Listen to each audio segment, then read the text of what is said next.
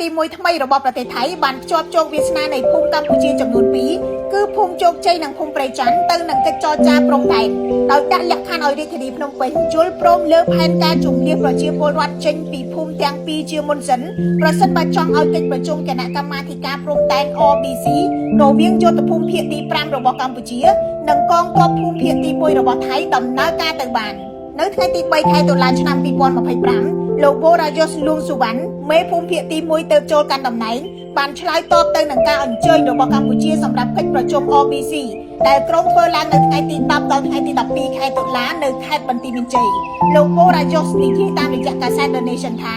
លុះត្រាតែកម្ពុជាយល់ព្រមរៀបចំនិងបញ្ជូនផែនការជំនះប្រជាពលរដ្ឋចេញពីភូមិជោគជ័យនិងភូមិព្រៃច័ន្ទទៅអាជ្ញាធរខេត្តស្រះកែវសិនបើពុំដូច្នោះទេកិច្ចប្រជុំនេះគួរលើកពេលផែនការជំនះចេញនេះត្រូវអាជ្ញាធរខេត្តស្រះកែវកំណត់ឲ្យអាជ្ញាធរខេត្តបន្ទាយមានជ័យផ្ញើទៅប្រទេសថៃឲ្យបានមុនថ្ងៃទី10ខែតុលាឆ្នាំ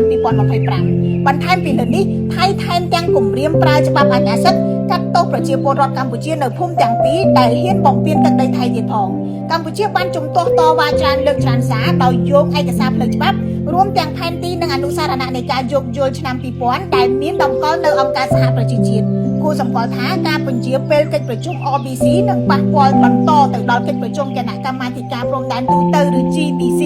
រវាងរដ្ឋមន្ត្រីក្រសួងការពារជាតិថៃលោកណាថាផុនណាក់ពិនិត្យនិងរដ្ឋមន្ត្រីការពារជាតិកម្ពុជាលោកឧបនាយករដ្ឋមន្ត្រីទាសីហា